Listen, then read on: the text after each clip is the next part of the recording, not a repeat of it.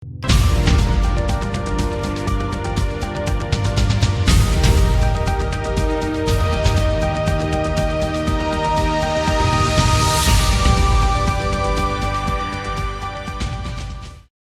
देख रहे हैं आवाज़ इंडिया टीवी। इस वक्त हमारे साथ सीताराम येचुरी जी है, जो कि सीपीएम के राष्ट्रीय महासचिव भी है, पोलित ब्यूरो के सदस्य है और एक अच्छे सांसद रहे हैं और सर्वहारा की बात करते हैं, यहाँ के लोगों के सुख दुख की बात करते हैं, रोजगार की बात करते हैं, उनका जीवन कैसे आगे बढ़े उसकी बात करते हैं। सर, आपका बहुत बहुत स्वागत। आज़ादी के 75 साल बाद हम अमृत महोत्सव मना रहे हैं और इस अमृत महोत्सव में बहुत सारे देश में हम घटनाक्रम देख रहे हैं। जिस तरह से देश जा रहा, अभी हमने 5 राज्यों के इलेक्शन देखे, उसको किस तरह से लड़ा गया। लोकतंत्र के लिए इलेक्शन लड़े जाते हैं या लोकतंत्र को खतरे में डालने के लिए इलेक्शन लड़े जाते हैं? क्योंकि जिस तरह से बात हुई 80 बनाम 20 की, इसका अवलोकन आप कैसे करते हैं? देखिए, ये आजकल चुनाव ही नहीं, पूरी देश के अंदर परिभाषा जो है एक सांप्रदायिक ध्रुवीकरण के अंदर फंसी हुई है। अब सब कुछ जो भी देश के अंदर हो रहा है, या कोई फिल्म बन रहा है, या कोई सोशल मीडिया में बात हो रही है, या कोई सांस्कृतिक बात है, सभी चीज़ जो है इसी तिकोने में देखी जाती है, एक सांप्रदायिकता के आधार पर। ये हम समझते हैं कि बहुत ना सिर्फ खतरनाक है, हमारे संवैधानिक जो बुनियाद है, जो ढांचा है, उसके विरुद्ध जाने वाली बात है। इसलिए आज चुनावों का इस्तेमाल हो रहा है कि इसी संविधान को ध्वस्त करने के लिए। जिस संविधान के चलते हुए आप जो है सरकार में आए हो, जिस संविधान पे की शपथ खा के आप मंत्री भी बने हो, उसी संविधान को आप जो है ध्वस्त कर रहे हो, चुनाव को जीतकर इस भावनाओं के आधार पर, जज्बात के आधार पर, ना कि लोगों की रोज़मर्रा की मुद्दों के आधार पर। जो राजनीति की उसूल क्या है? जनसेवा, सामाजिक उद्धार। अब ये सब छोड़कर आप जो है सिर्फ यही ध्रुवीकरण के आधार पे आप सत्ता को हड़पने की बात है, और ये हम समझते हैं कि ना हमारे संवैधानिक ढांचे के हिसाब से ये सही है। और दूसरी बात, अगर आप 75 सालगिरह के अमृत उत्सव मना रहे हो, तो पीछे हटकर देखना होगा इस संविधान को हम लागू कर पा रहे हैं या इस संविधान को हम ध्वस्त कर रहे हैं। तो हम समझ रहे हैं कि मामला उल्टा हो रहा है। सर, जिस तरह से आपने बात कही कि संविधान में जो मामला उल्टा हो रहा है, हम देख रहे हैं जब से केंद्र में या बहुत सारे राज्यों में बीजेपी की सरकार आई है, तो जितने भी संवैधानिक संस्थाएं हैं, चाहे वो ईडी रहे, चाहे चुनाव आयोग रहे, इस पर भी बहुत सारी चर्चाएं हो रही है समाज में कि क्या ये स्वतंत्र रूप से काम कर पा रही है।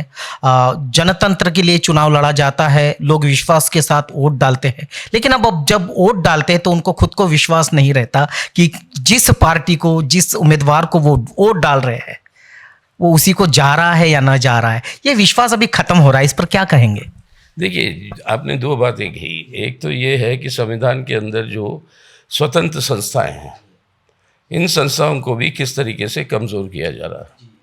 इसके अंदर सिर्फ चुनाव आयोग ही नहीं, आप शुरू करिएगा संसद से ही, संसद से, उसके बाद कोर्ट कचहरी से, फिर चुनाव आयोग से, फिर ईडी, फिर सीबीआई, सबको आप देखेंगे तो ये जो है एक स्वतंत्र संस्था के रूप में इस संविधान को लागू करने के लिए जो भी गलतियां हो रही है सरकार की तरफ से, उसको सुधारने के लिए, इसको जो अंग्रेजी में कहते हैं चेक्स एंड बैलेंसेस, वो चेक्स एंड बैलेंसेस मेंटेन करने के लिए ये संस्था है जो संविधान ने बनाई है। अगर इसी को कमज़ोर करेंगे आप, संविधान को लागू करना ही मुमकिन नहीं होगा।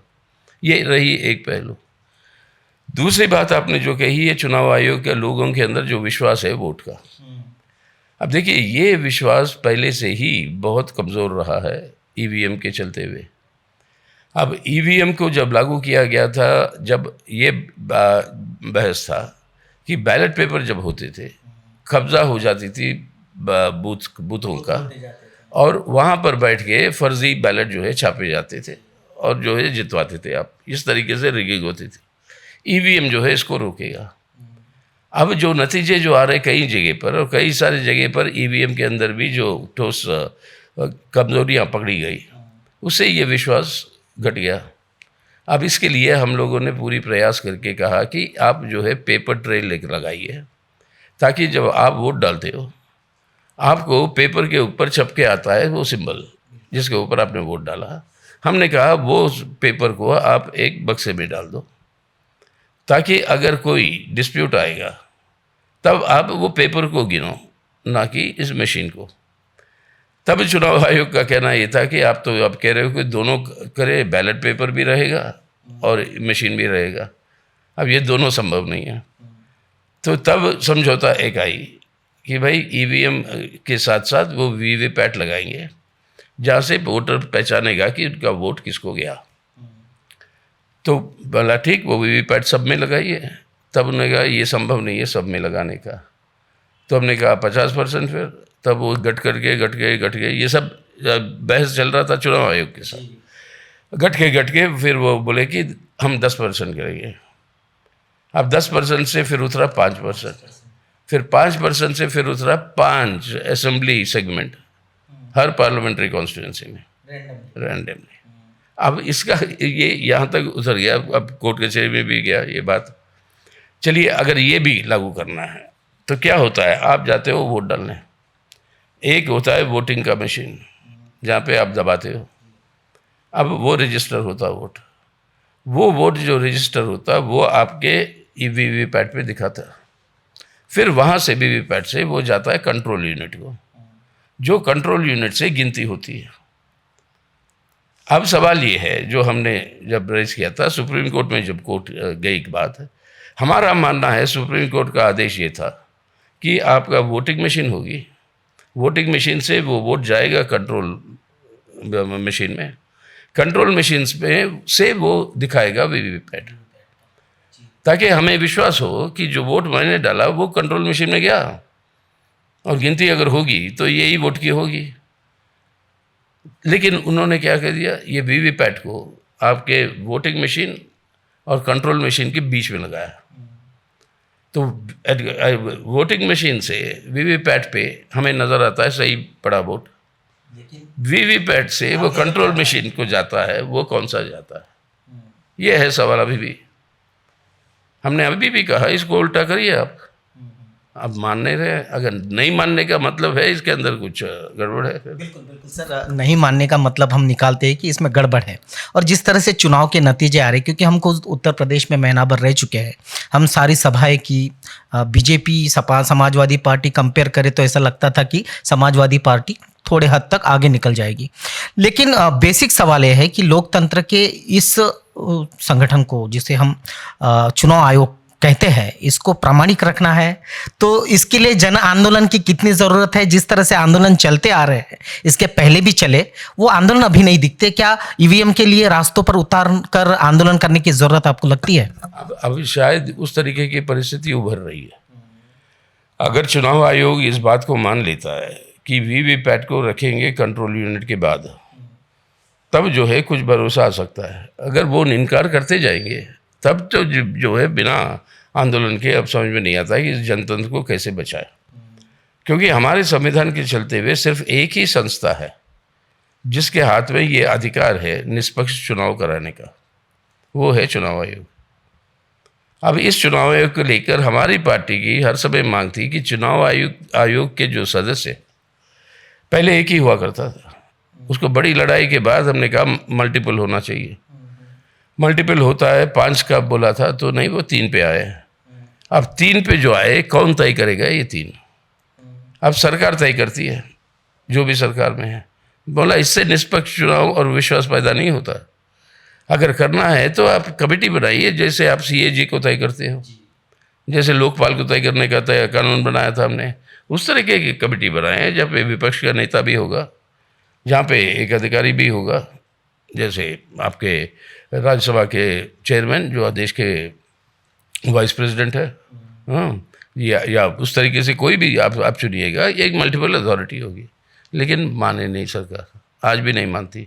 तो आंदोलन की कितनी आवश्यकता है? अब ये समय आ रहा है, ये होगा तो बाकी सब विपक्ष को इकट्ठा होकर करना पड़ेगा। सर, आप विपक्ष को इकट्ठा करने की बात कह रहे हैं, हम पूरे देश में देख रहे हैं, उसमें कम्युनिस्ट पार्टी भी है, कांग्रेस भी है, विपक्ष धीरे धीरे कम होते जा रहा है, उसकी संगठन शक्ति कम होती जा रही है, उनकी लोकसभा, राज्यसभा और बाकी सीटें तो कम होते जा रही है। जैसे यूपी में हमने देखा कि मायावती 0 पे आ गई, समाजवादी पार्टी 200 के ऊपर नहीं जा पा रही है, सीपीएम की भी जो हालत रही है बंगाल में, केरल में, वो भी इतनी मजबूत नहीं, कभी कभी कारो एक गढ़ हुआ करता था। तो इन सब में जब हिंदुत्ववादी शक्तियाँ हावी हो रही है, तो क्या बाकी जो लोग हैं उनके अलायंस की कितनी ज़रूरत है? जो समतावादी लोग हैं, सर्वहारा की बात करते हैं, देश की संविधान की बात करते हैं, उनके एक आकर एक अलायंस करने की कितनी ज़रूरत है इस वक्त में? देखिए, ज़रूरत आज है कि हमारे देश को बचाना है। जो हम समझते हैं अपनी देश है, जो 75 साल से हम जानते हैं, जहाँ पे पैदा हुए हम, अगर इस देश को हमें बचाना है तो इस संविधान को बचाना बिना उसके संभव नहीं है। अगर इस संविधान को बचाना है तो संविधान को जो ध्वस्त कर रहे हैं उनको सरकार से दूर रखना है। इसका मतलब है बीजेपी को हराना है। ये अनिवार्य है आज के दिन। अगर ये अनिवार्य है तो ये कैसे संभव होगा? ये निश्चित रूप से जो गैर बीजेपी के वोट है उसके अंदर बंटवारा ना हो ताकि उनको फ़ायदा मिले, वही होते होते आ रहा है। अगर वो होना है तो इसके एक तरीके से मतलब प्रचार और चर्चा ये होती है कि ऑल इंडिया लेवल पे, देश के स्तर पर सब इकट्ठा हो जाए विपक्ष। इससे कभी नहीं होता, क्योंकि देश जो है, अपने देश के अंदर जो विविधता है उसके चलते हुए हर प्रांत के अंदर अलग अलग पार्टियां हैं जिनके प्रभाव सबसे ज़्यादा है।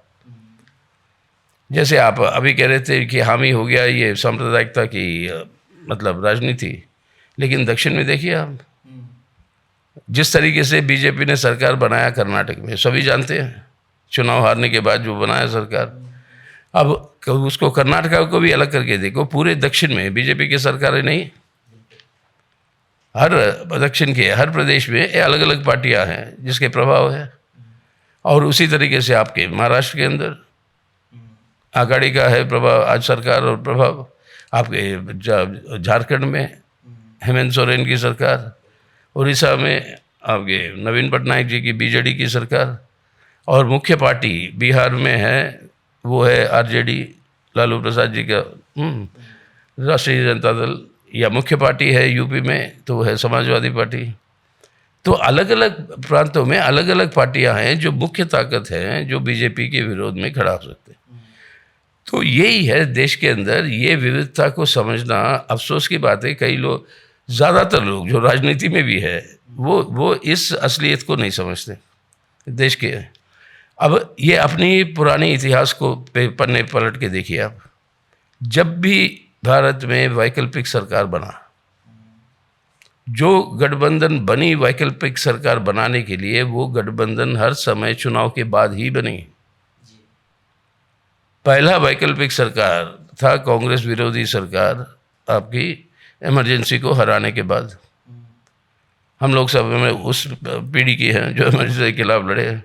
इमरजेंसी को हराकर, इंदिरा गांधी को हराकर, जब वहाँ पर मोरारजी देसाई की सरकार बनी, वो जनता पार्टी जिसने वो सरकार बनाई, वो जनता पार्टी की गठन होती है चुनाव के बाद ही। वीपी सिंह साहब जब प्रधानमंत्री बने तब बना था national front left front, NFLF कहते थे। वो NFLF की गठन होती है चुनाव के बाद ही। अब उसके बाद देवेगौड़ा जी जब बने प्रधानमंत्री, यूनाइटेड फ्रंट बना, संयुक्त मोर्चा। वो संयुक्त मोर्चा की गठन होती है चुनाव के बाद ही 96 में। जब वाजपेयी साहब बने प्रधानमंत्री 98 में, जो NDA जिनको प्रधानमंत्री बनाए, भाजपा को बहुमत नहीं मिली, तो NDA जो वाजपेयी साहब को बनाए मुख्य प्रधानमंत्री, वो NDA का गठन होता है चुनाव के बाद ही। और 2004 में जब मनमोहन सिंह साहब प्रधानमंत्री बने, वो UPA की गठन होती है चुनाव के बाद ही। तो क्या सीखते हैं हम? हर बार यही होता है कि चुनाव से पहले हर प्रदेश के अंदर आप जो मुख्य ताकत है, जो आज बीजेपी विरोध है, उस मुख्य ताकत के साथ सभी जो धर्मनिरपेक्ष पार्टियां हैं, जो आज के दिन अपने देश को और संविधान को बचाना चाहते हैं, वो सब उनके साथ इकट्ठा हो, जैसे तमिलनाडु में हुआ डीएमके के नेतृत्व में, वो हर प्रदेश के अंदर इस तरीके की अरेंजमेंट हो और उसके आधार पर भारतीय जनता पार्टी के कैंडिडेट्स को हराते हुए उसके बाद में ये मोर्चा बनेगा। तो इसलिए पहले अभी से छलांग लगाना कि कोई प्रांतीय मुख्यमंत्री यहाँ कह रहे हैं मेरे नेतृत्व में बनेंगे, अपने बंगाल के मुख्यमंत्री भी है, उसने सबसे आगे रेस में किया, हम बनाए। अब ये हर बार चुनाव से पहले ये माता तीसरा मोर्चा, चौथा मोर्चा, रीजनल पार्टी का मोर्चा, ये सब आते रहेंगे। लेकिन वास्तविकता यही है कि जो वैकल्पिक सरकार बनाएगा वो मोर्चा चुनाव के बाद ही आएगा। उससे पहले हर प्रदेश के अंदर इस तरीके के गठबंधन बननी चाहिए ताकि जो ताकतें भारत और संविधान को बचाना चाहते हैं उनकी जीत हो। सर, जिस तरह से हम देखते हैं कि हमारी जुडिशरी है उस पर भी विश्वास लोगों का कम होते जा रहा है, चाहे हम राम मंदिर के जजमेंट को ले, हम 370 के जजमेंट को ले, हम अभी हिजाब का जो जजमेंट आया है उसको ले, या उसके पहले भी ट्रिपल तलाक का एक जजमेंट था। उन सब में जुडिशरी पर जो लोगों का विश्वास था वो दिन ब दिन कम होते जा रहा है, और जुडिशरी में जो विश्वास कम हो रहा है उसके बारे में आप क्या कहेंगे? बड़ी अफसोस की बात है, बहुत ही बड़ी अफसोस की बात है, क्योंकि हमारे हिसाब से जुडिशरी एकमात्र हमारे देश के अंदर लोगों को भरोसा दिलाने वाली संस्था रही। अगर सब कुछ फेल होता है तो लोगों का ये कहना है कि कचहरी तो है, कोर्ट कचहरी तो है, वो हमें जो है न्याय दिलाएगी। अगर वही न्याय दिलाने में से मुकराती है तब जो है बहुत खतरनाक परिस्थिति है। और जो उदाहरण जो आप दिए हैं वो सब सही उदाहरण है जिसके चलते हुए प्रश्न चिन्ह उठते हैं लोगों के दिमाग में। अयोध्या के अंदर उन्होंने एक वर्डिक्ट दिया, हमारे हिसाब से जस्टिस नहीं दिया, जबकि सुप्रीम कोर्ट का काम है जस्टिस दिलवाना, न्याय दिलवाना। और जो बाकी भी केसेस आपने जो बताया उसके अंदर भी ये प्रश्न चिन्ह उठते हैं। लेकिन दूसरी भी अहम बात है, अब 3 साल हो गए हैं, अभी भी धारा 370 के चैलेंजेस अभी भी पड़े हैं, सुनवाई शुरू नहीं। मेरी एक पड़ी हुई है उसमें, वो क्योंकि नहीं सुन रहे थे तब ये हेबियस कॉर्पस का केस करके उसको जीत के हम जो है सबसे पहले थे जो श्रीनगर के अंदर कदम लगाए वो स्टेट को डिसॉल्व करने के बाद। तो वो 2019 में, तो वो उसके बाद भी उस केसेस की सुनवाई नहीं हुई। अब आपके CAA के बारे में, सिटीजनशिप अमेंडमेंट के, वो भी केसेस आज तक सुनवाई शुरू नहीं। अब इलेक्ट्रल बॉन्ड्स, वहाँ पे हमारे भी एच गया है, वो इलेक्ट्रल बॉन्ड जो है अब लीगलाइज कर रहे हो आप, यानी कानूनी स्तर पर आप राजनीतिक भ्रष्टाचार को एक किस्म से लेजिटिमेट कर रहे हो। उसके ऊपर भी केसेस है, 3 साल हो गया, खरबों रुपए बना ली बीजेपी ने उसके चलते हुए। अब अगर अब भी सुनवाई होगी तो जो होना था वो हो गया, वो कर दिया, और पैसे खर्च भी कर दिए, और हम सबको पता है किधर किधर खर्च हुआ। क्योंकि उनका एक नया नियम बनाया उन्होंने हमारे जनतंत्र में, चुनाव जो भी जीतेगा सरकार बीजेपी बनाएगी। अब चाहे गोवा हो, कहीं भी, गोवा हो, कर्नाटक हो, मध्य प्रदेश हो, अब पूर्वी उत्तर में हो। तो अब ऐसी परिस्थिति में जुडिशरी के ऊपर जो विश्वास जो घट रहा है, वास्तविकता से अब जुडिशरी के ऊपर भी जो प्रेशर जो भी है, ये एक खतरनाक बात है हमारी जनतांत्रिक व्यवस्था के लिए। सर, 370 का जिक्र हुआ, अब ये राजनीतिक लड़ाई सांस्कृतिक लड़ाई में धीरे धीरे बदलती जा रही है। अभी हाल ही में Kashmir files, the Kashmir files नाम की एक फिल्म लाई गई है जिसमें बहुत झूठ परोसा गया है। जो वास्तविकता है कश्मीर की उसको न दिखाते हुए किसी एक पार्टी को फ़ायदा हो, किसी एक विचारधारा को फ़ायदा हो। अब ये सांस्कृतिक लड़ाई यहाँ से शुरू हो रही है, इसका आगाज़ तो हो गया, इसका अंजाम कहाँ तक जाएगा? देखिए, इससे शुरू नहीं हो रही है, शुरू हो चुकी है जी। वो शुरू हो चुकी है और बहुत ही मजबूती गहराई के साथ वो आगे चल रही है। ये नया कदम है, ये एक नया सीढ़ी है जिसके ऊपर वो चल रहे हैं। और ये हम समझे, देखिए पहली बात ये, कश्मीरी पंडितों के साथ जो हुआ इसका खंडन तो सभी ने किया। कश्मीरी पंडितों के साथ ये जब हो रहा था ये सिलसिला, हमारे पार्टी के नेता जम्मू कश्मीर में जो वहाँ के विधायक रहे हैं, आज भी हैं, जब तक ये डिसॉल्व जो हो गया मोहम्मद यूसुफ तारिगामी, वो सबसे पहले थे जिसको चलते हुए कि उनकी सुरक्षा होनी चाहिए। और उस समय जगमोहन साहब जो गवर्नर थे, सेंट्रल रूल था, और जगमोहन साहब की आरएसएस की तरफ रुझान जो है वो सभी जानते भी। और जब ये आतंकवादियों के हमले जो हुए, उस हमले में सभी के ऊपर हुए हमले, और जितना, हाँ नहीं, अब कश्मीरी आंकड़े अब पीछे दिसंबर में 2021 दिसंबर में वहाँ की अब अधिकारी, मतलब हाईएस्ट अधिकारी पुलिस की कश्मीर में, श्रीनगर से एक आरटीआई के जवाब में वो आंकड़े देते हैं 1990 के बाद ये जो मिलिटेंसी की वजह से जो मौतें हुई है इनोसेंट लोगों की, उनमें से वो बताते हैं कि जहाँ तक कश्मीरी पंडित की मौत हुई है वो है 89 या 89।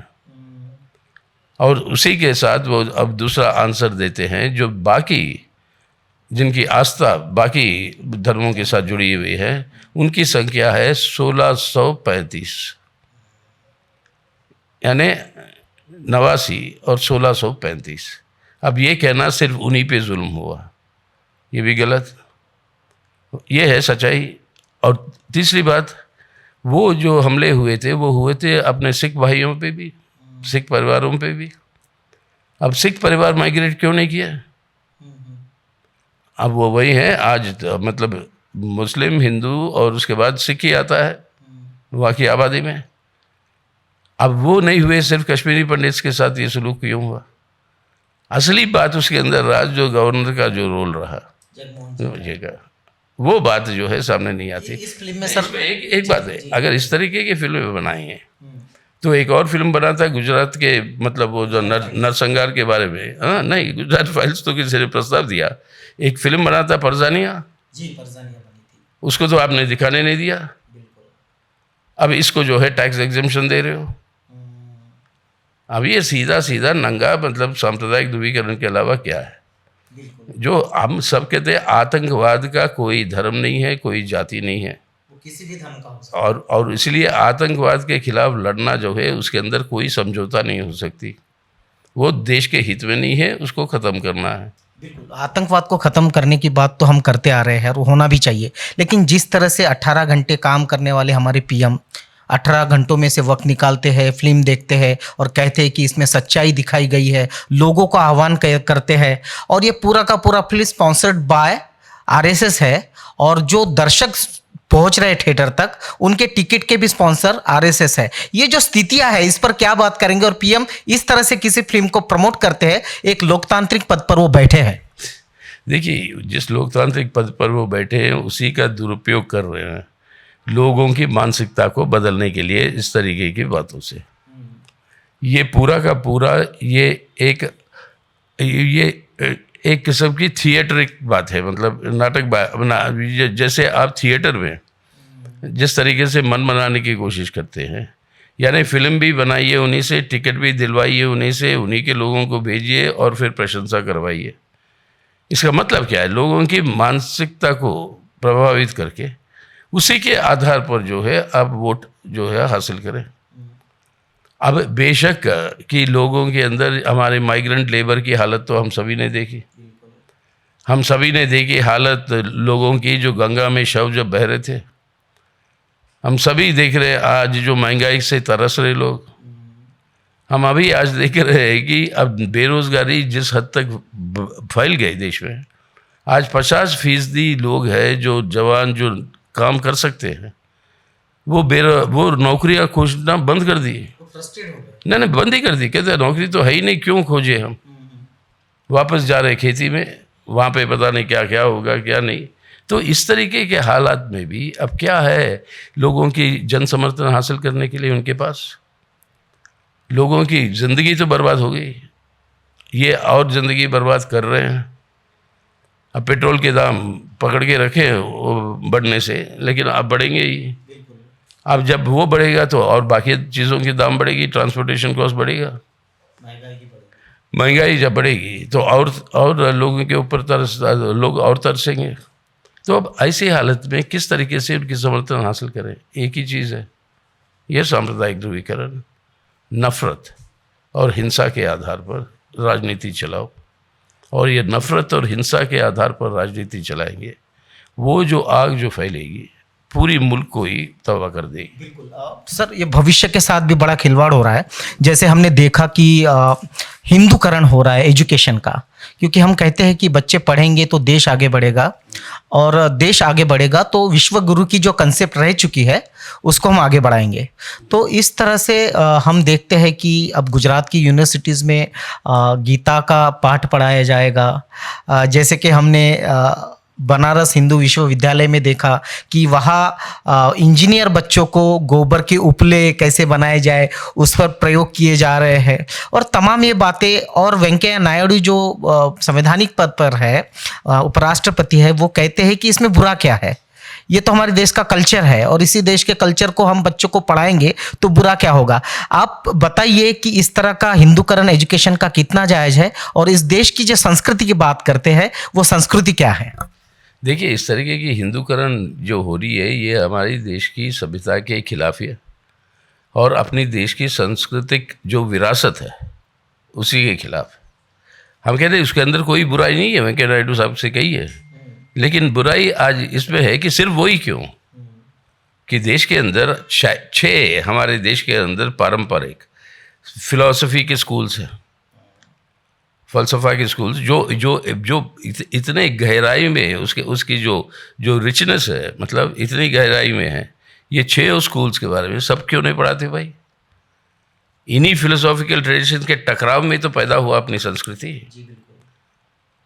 अब ये अगर अपनी परंपरा की बात कहते हो आप, तो ये सवाल का जवाब दीजिए कि आज बौद्ध के साथ जो जुड़े हुए कला, उनकी संस्कृति सब आपको गुहाओं में क्यों नजर आती? छुप छुप के करना क्यों पड़ा उनको? समाज से दूर रह के क्यों करना पड़ा उनको नारा क्यों देना पड़ा? बुद्धम शरणम गच्छामि, संघम शरणम गच्छामि। जब तक हम इकट्ठा नहीं रहेंगे हम नहीं बचेंगे। साथ में लाठी लेके वो क्यों घूम रहे थे? ये जातिवादी व्यवस्था का जो पुनर्शोषण जो आता, तकरीबन 1000 साल नालंदा की बात करते हैं, तक्षशिला की बात करते हैं, ये सब कौन सी कल्चर में पैदा हुई? बौद्ध में। और पूरी अपनी वैज्ञानिक विकास जो होता है वो कब पैदा हुआ? उसी दौरान में 7वीं शताब्दी बिफोर क्राइस्ट से लेकर 6 BC से लेकर 6 AD तक। 7th AD आने के बाद हम वो आगे बढ़ने की जगह स्थगित हो जाती है और फिर पीछे हटने लगते हैं। यानी जो हम दुनिया को सिखा रहे थे उस समय, वहाँ पर बंद होकर अब बाकी दुनिया हमें सिखाने लगी। उसके बाद क्यों हुआ? अगर हमारी देश की परंपरा के अंदर जाना चाहते हो, इन सवालों का जवाब दीजिए ना। अब यहीं पर ये बात आ जाती कि अगर आज आप कहते हैं कि भगवद गीता जो है देश की परंपरा है, भगवद गीता के अंदर प्रश्न सवाल उठते हैं। ये बाबा साहेब अम्बेडकर से लेकर सब उठाए ये सवाल। अब भगवद गीता कहता है ये हमारी देश की संस्कृति है, चरित्र। भगवद गीता के अंदर एक मूल बात क्या है वो बताते हैं। कई सारी बातें हैं, मतलब एक मूल बात क्या है? धर्मन्येव अधिकारस्ते मा फलेषु कदाचन। मतलब आपका फर्ज है आपका कर्म को निभाना। क्या है फल उसकी फिक्र मत करो। कर्म क्या है आपकी, वो तय होगा मनुस्मृति के आधार पर किस जात में पैदा हुए। अगर आप दलित हो तो आपका काम वही है जो दलित करता है आज। आप जो है उस जातिवादी सीढ़ी पे शूद्र हो तो सबसे नीचे बैठे हो, सबसे बाहर। और जो काम आज भी करवा रहे हो उनसे, वो जो मैनुअल स्कैवेंजिंग की बात, जो कानून रद्द है, कानून के ऊपर बैन लगाया हुआ है, मतलब उस प्रक्रिया पे आज भी जो हो रहे हैं उसके केसेस पार्लियामेंट में सरकार कहती है कि इतने केसेस हो रहे हैं। ये होते क्यों हैं? क्योंकि वो मानसिकता क्या है? धर्मन्येवाधिकारस्ते कर्मण्येवाधिकारस्ते, धर्म भी कर्मण्येवाधिकारस्ते। तो कर्म जो है वो तय कर चुके हैं पहले से। वो मनुस्मृति बताता है क्या है कर्म। तो उसको अगर लागू करना है, तो भगवद गीता का मतलब यही है कि जातिवादी शोषण को बरकरार रखना, महिला को, उसके ऊपर उसका दर्जे, हाँ, पिता पति पितृ, बस। अब यही है उसकी पूरी की पूरी ज़िंदगी। अगर ये सब करना है कि ये क्या ये है परंपरा अपनी?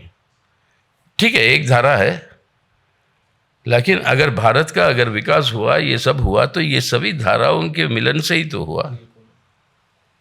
अब देखिए, छोटी छोटी बातें हैं जिससे बहुत बड़ा ज्ञान मिलता है आपको। पहली बार जब ये मैं 30-40 साल पहले की बात कह रहा हूँ, 30-40 साल पहले, जब हम हमारे उस समय के पार्टी के जनरल सेक्रेटरी EMS नंबूद्रिपाद साहब के साथ जब चीन गए थे, चीन के ग्रेट वॉल के ऊपर एक महिला जो है वहाँ पर वो बेच रही थी सिल्क में, हाँ, एक एम्ब्रॉयडरी जो एकदम अपनी राजस्थानी एम्ब्रॉयडरी का रूप है सिल्क में। तो उसे बोला, भाई वो तो अंग्रेज़ी नहीं जानती, मैं चीन नहीं जानता, वो इंटरप्रेटर के थ्रू उसने कहा, तो ये तो इंडिया का ये है डिज़ाइन, ये हमारे राजस्थान में। तो बड़े गुस्से में आ गई। वो कहता ये तो हमारा है, हम यहाँ पे सिल्क में बनाते हैं। मैं बोला इंडिया में हम कॉटन में बनाते हैं। तो बोला यहीं से गई होगी वहाँ पे। तो अब राजस्थान जाइए, वो कहता कि नहीं, यहाँ से गई है वो चीन। अब इसके अंदर सच्चाई क्या है? अब राजस्थान में वो जो सिल्क रूट है, वो विंटर में जब बर्फ़ जम जाता है ओरिजिनल रूट पे, तो वो नीचे से जाता है, वो राजस्थान उसका एक हिस्सा बना। वरना एक और सवाल का जवाब दीजिए, राजस्थान में खेती होती नहीं, रेगिस्तान है। अब इतने बड़े बड़े आपके पूंजीपति वहाँ से कैसे पैदा हुए? सिल्क रोड से नहीं, कहाँ से आया सरप्लस? बिना खेती के उनके हाथ में वो सरप्लस कहाँ से आया कि वो उद्योगपति बन सके? जब खेती के अंदर से जो सरप्लस जो बनता है, उसी को इस्तेमाल करके उद्योगपति इस्तेमाल करता है। अब वहाँ पे खेती ही नहीं है, तो ये पैसा आया कहाँ से? वो आया व्यापार से, वो सिल्क रोड के हिस्से होने के नाते। आज आप जाओ तुम राजस्थान में, आप देखोगे पेंटिंग्स जो लगता है कि इटली के फ्लोरेंस में है। तो ये सब आया कहाँ से? अब ये है अपनी, अगर अपनी संस्कृति परंपरा की बात कहते हो कि भाई ये समझिए कि ये सब अपनी अपनी सभ्यता लेकर जो आए बाहर से, जो अपनी सभ्यता यहाँ से है, जिसको वो बाहर ले गए, और ये सब मिली जुली जो बातें हुई, उसके चलते हुए हमारी सभ्यता की ये बात हुई। और ये बात सबसे बेहतरीन तरीके से इस बात की विवरण देते हैं रविंद्रनाथ टैगोर जी। कहते यहाँ पे पठान आए, यहाँ पे अफगान आए, यहाँ पे मंगोल आए, यहाँ पे यूरेशियन आए, यहाँ पे ऑस्ट्रेलियन आए, लेकिन सब मिलजुल कर यहाँ पे भारतीय बन गए। यही हमारी इंडिया। अब रविंद्रनाथ टैगोर से ज़्यादा मतलब उस तरीके से अब और किसकी बात कहूँ? अब इसके जगह पर आप कहें कि नहीं सब हम सिर्फ हिंदू हैं। अब ये हिंदू की परंपरा भी, कौन से हिंदू? दक्षिण के हिंदू को लो, उनकी वही परंपरा के बारे में अलग उनका इंटरप्रिटेशन है। आप यहाँ पे मानते हो उत्तर भारत में कि वामन अवतार लेकर विष्णु को उतरना पड़ा, क्योंकि महाबली जो राक्षसों का राजा था, उसको बिना ख़त्म किए हुए इंसान जिंदा नहीं रह सकता था। और कौन था राक्षसों का राजा? महाबली। केरल के अंदर आज भी एक त्यौहार बनता है, सबसे पॉपुलर त्यौहार, जो है ओणम। ओणम के अंदर बड़ी अच्छी तरीके से खाना खाते हैं हिंदू, मुसलमान, ईसाई, जो सब मिलजुल। क्यों मनाते हैं वो खुशी? क्योंकि एक दिन पूरे साल में महाबली लौट के आता है। वो जनप्रिय राजा है। यहाँ वहाँ पर जनप्रिय राजा है तो खुशी मनाते हैं। यहाँ पर जो है इंसान को खाने वाला राजा है, उसकी मौत की खुशी है, उस वजह से आप और हम जिंदा है। अब कौन सी परंपरा मतलब सही है, कौन सी नहीं है? नो, इस तरीके की कितने सारी बातें हैं हिंदू मतलब। तो हिंदू मतलब बोल के आप जो है ये एक राजनीतिक प्रोजेक्ट है। और ये बात मैं नहीं कह रहा हूँ, ये बात कह रहे हैं सावरकर साहब।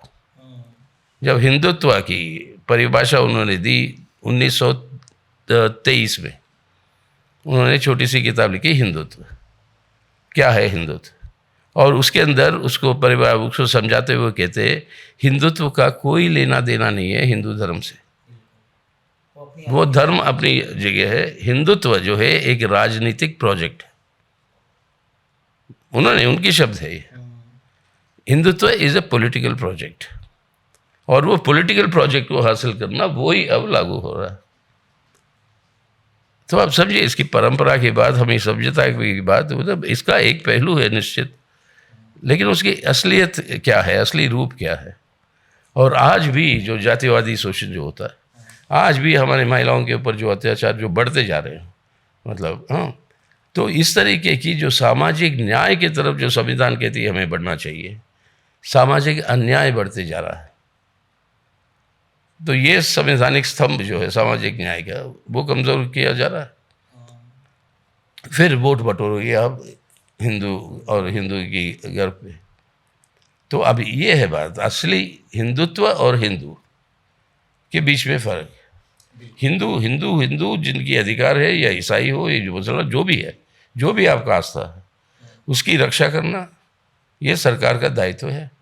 और हमारी पार्टी कहती है कि उसकी पूरी रक्षा करना हमारी जिम्मेदारी है। बेशक हम नास्तिक हो, लेकिन उसी सरकार को, उसी स्टेट को मेरी नास्तिक रहने की अधिकार की भी संरक्षण करनी है, तभी तो हमारे संविधान का ढांचा जिंदा रहेगा।